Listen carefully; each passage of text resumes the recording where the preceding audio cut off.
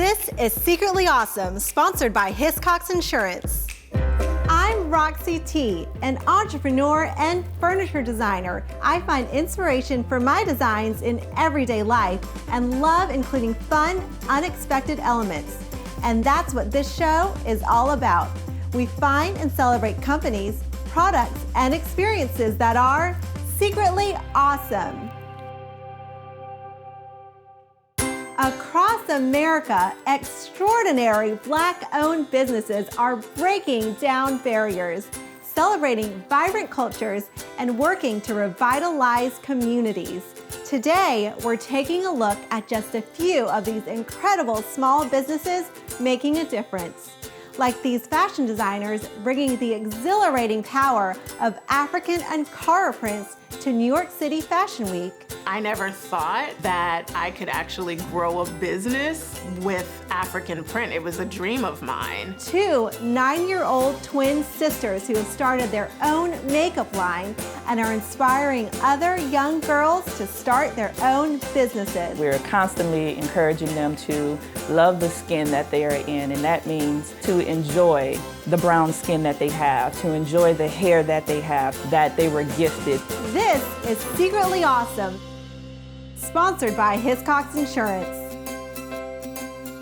Did you know that the father of American whiskey was a Black man born into slavery?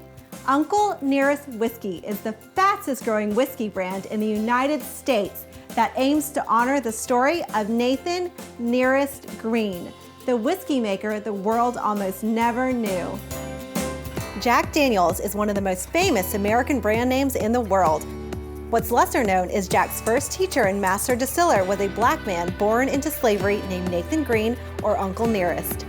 Author Fawn Weaver not only brought the true story of his accomplishments to light, but started her own whiskey company to honor his legacy.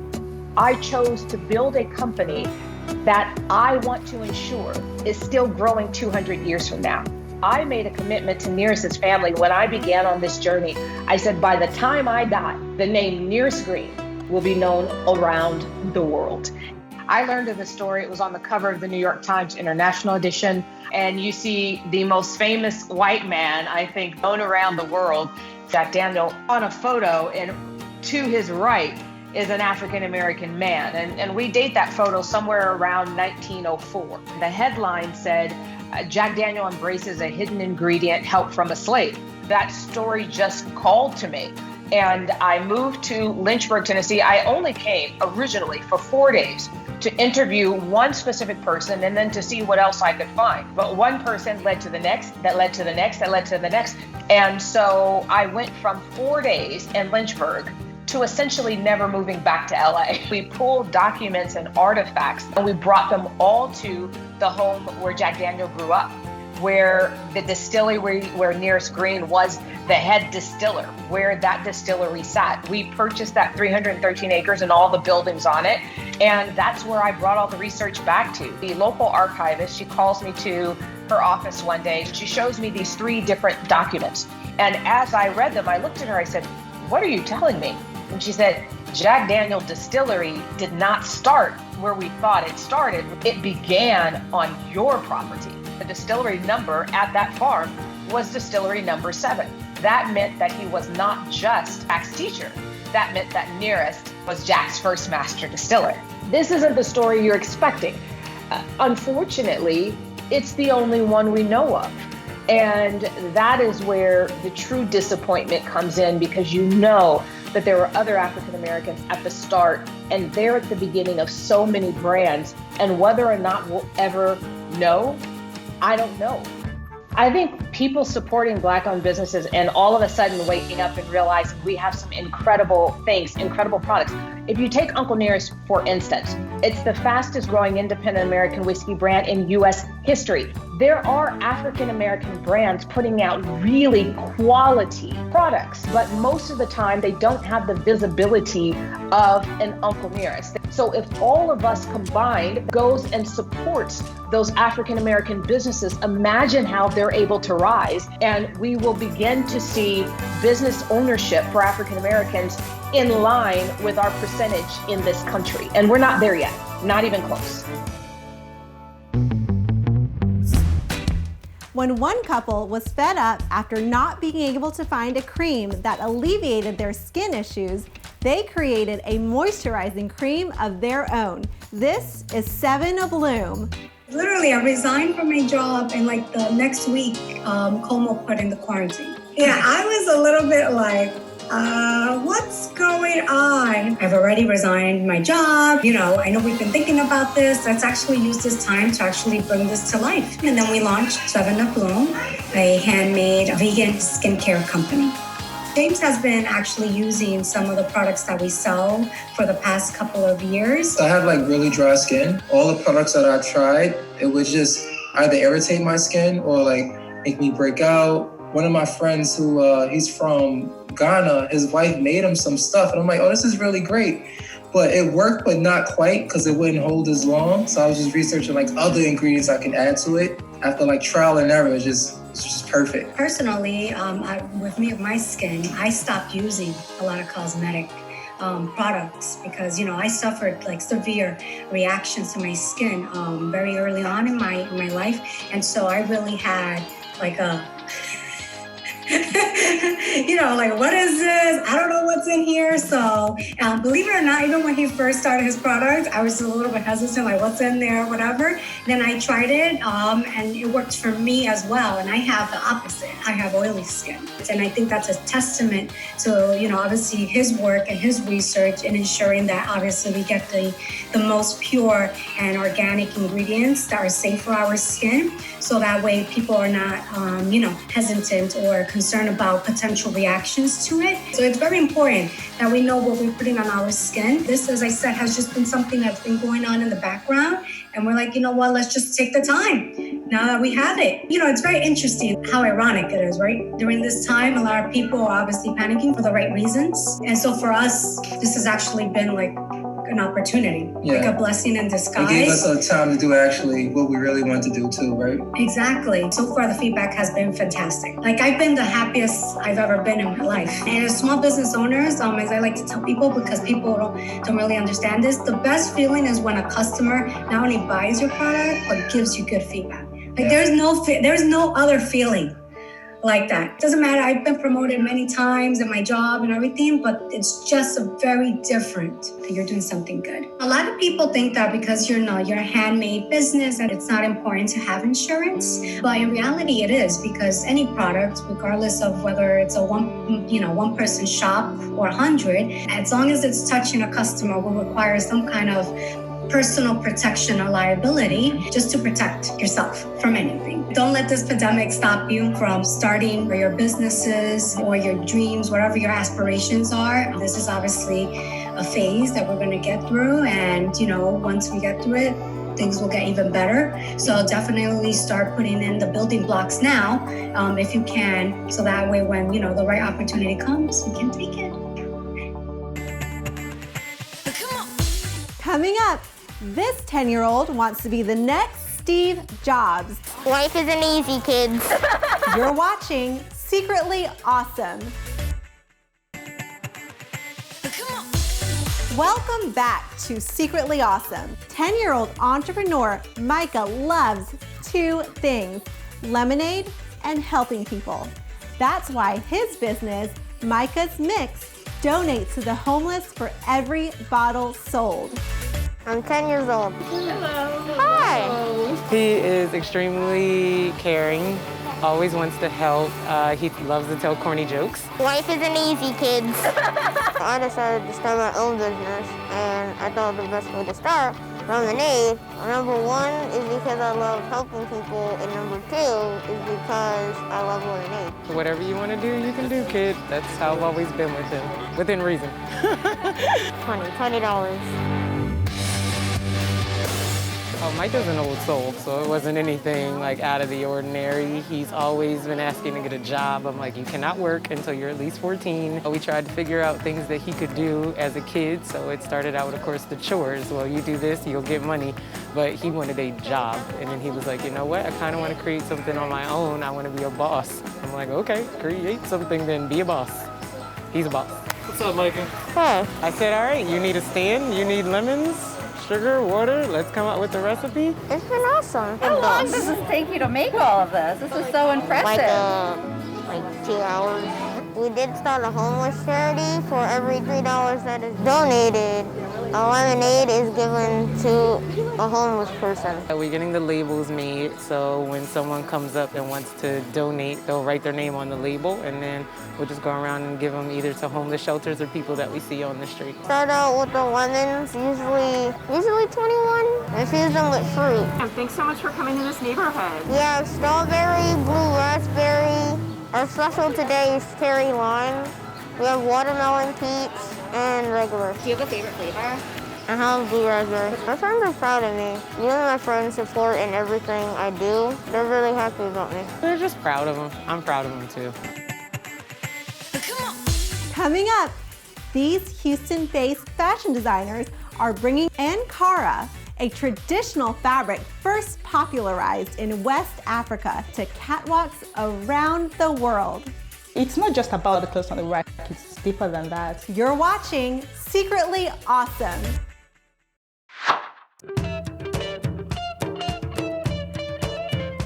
It's beautiful. It's beautiful.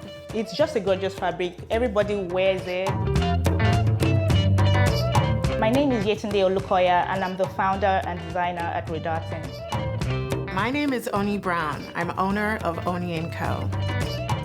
My name is Alex Chapman. I'm a fashion design professor and fashion archive curator here at Houston Community College Central. Revitalize is an African-inspired line, and we design for men, women, and kids. Oni Co is a brand that really embodies the metropolitan woman. I'm definitely African-inspired. It birthed from my culture. was born in Nigeria. I started in 2016 just by sewing in my sitting room, and now we employ over 100 people in Nigeria. We have a store in California. I never thought that I could actually grow a business with African print. It was a dream of mine to create beautiful clothing with things that I could really relate to and represented me and represented a whole bunch of women. Ankara is ubiquitous. It's found throughout Africa, but mainly in Central and West Africa. Ankara fabric is also known as African wax fabric, as well as Dutch Hollandaise, and it originated in Holland. And what makes it really popular is because of the bold and fabulous prints. This product was created between 1830 and 1850. While the merchants were going around the continent of Africa and through the Indian Ocean, they went and stopped by the ports, preferably in Ghana and Nigeria and Cameroon. And they were there selling these fabrics. For this particular new product, it was exciting. And just remember, this was an alternative source for batik fabric and a more inexpensive source. But when the merchants figured out that this was a viable market for them to sell as well as trade, now they start customizing the colorways as well as the print for Ankara.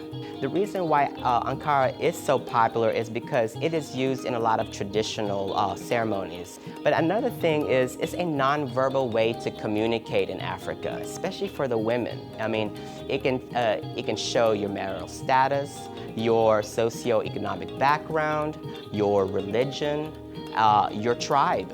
So by wearing a particular colorways or a particular print, it kind of tells somebody without even speaking who you're all about. I came to this country when I was 3 years old, and many times when I travel back to Nigeria, I always wanted to have, Western influence in my prints. It'd be a lot of traditional wear. I think the reason why Oni is very successful is she incorporates many different types of African fabrics in her designs, primarily Ankara, Kitenge, and Seweshwe. She does it in a way that it's very melodic, and a lot of it is very Western inspired. It's colorful, it's rich. She really does a lot of research, and not only in the fabric, but as well as the techniques that are applied to the fabrics. This will last for many, many years. The way it falls is so comfortable for the wearer, but they still look so amazing.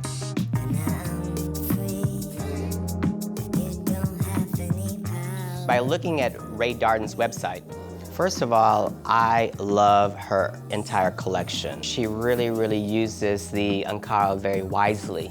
The shapes and the cuts are very modern, and I love the idea that they are versatile. They can unzip and morph into something new, so you have double the outfit for the price of one. So for me, if you're looking at investing in a very special piece, then Ray Darden is your designer. It's not just about the clothes anymore, not about the clothes on the rack. It's actually deeper than that. I love to meet my customers. I want to know, how does this make you feel? Does it make you feel powerful, confident, beautiful? We're crying. I don't even know how it gets to that point.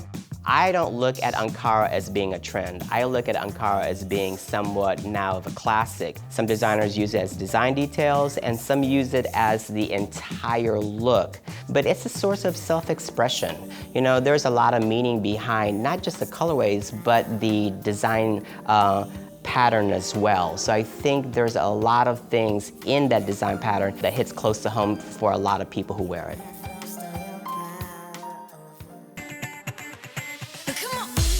Want to find more secretly awesome small businesses? Follow @Localish for stories like these and so much more. When we come back, we're checking in with two 9-year-old girls who started their own makeup company for the best reason.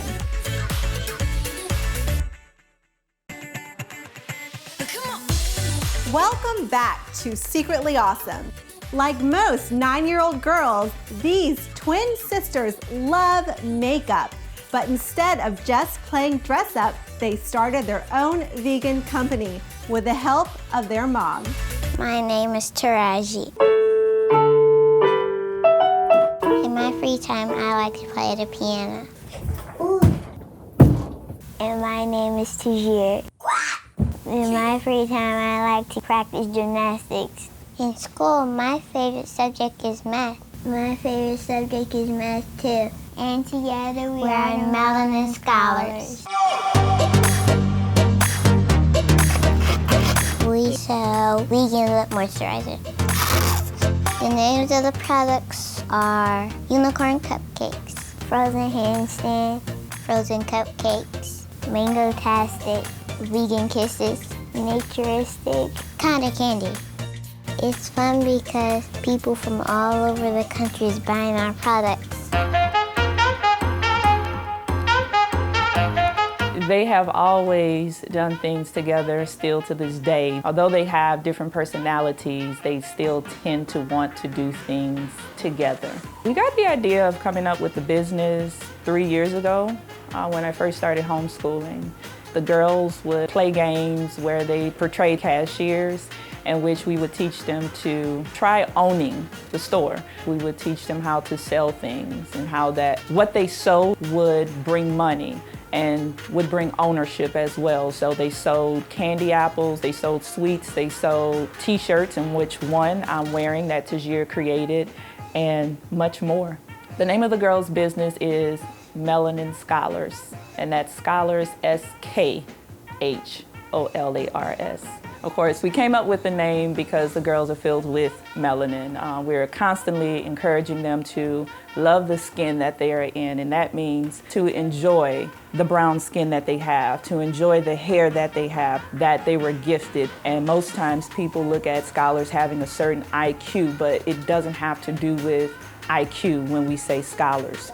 Children and people are smart in areas that they have passion in. We sell vegan lip gloss as well as vegan lip scrub. We came up with the product because the girls admire the way that I use makeup. And of course, as young girls and a mom, it's like you're now old enough to wear makeup. So it led us to lip gloss. And we applied gloss that has color pigments on the outside, but when it's applied to the lips, it shows clear, so the little girl doesn't have to look older than what they actually are. And it has oils that exfoliate and moisturize the skin. We start with a vegan base. We make the product. Then we add one of the many oils that we use, which is vitamin E. We typically add an essential oil. Finally, we add our color. In this case, we are using the pink to help us get watermelon. They play a part in mixing. They package them, review sales orders to make sure that they are sending their customers the correct orders. Would you add 2 drops of our color? The girls are homeschooled. In every opportunity, there is time for us to learn. They're able to exercise math by counting, chemistry in regards to mixing the different ingredients, and reading. So we're able to incorporate a lot of what we learn into our business. That's enough? Okay. It's fun because we're making more money in our business. Within 1 month, they made over $500 in sales. And one of the girls' dreams is for their business to increase.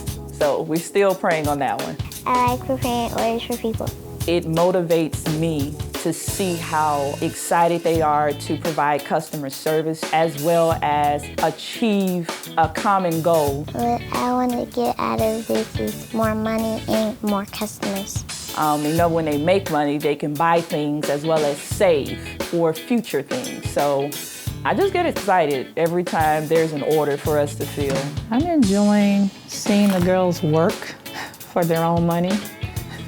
What I hope that the girls gain from this is they can do anything and they can own anything with the gifts that they have been blessed with.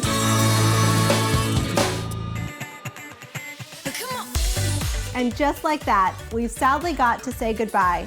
But there are so many more amazing Black-owned businesses across the country we just couldn't squeeze in. Go out, support them, and don't forget to follow me on @Localish for more secretly awesome small businesses wherever you are.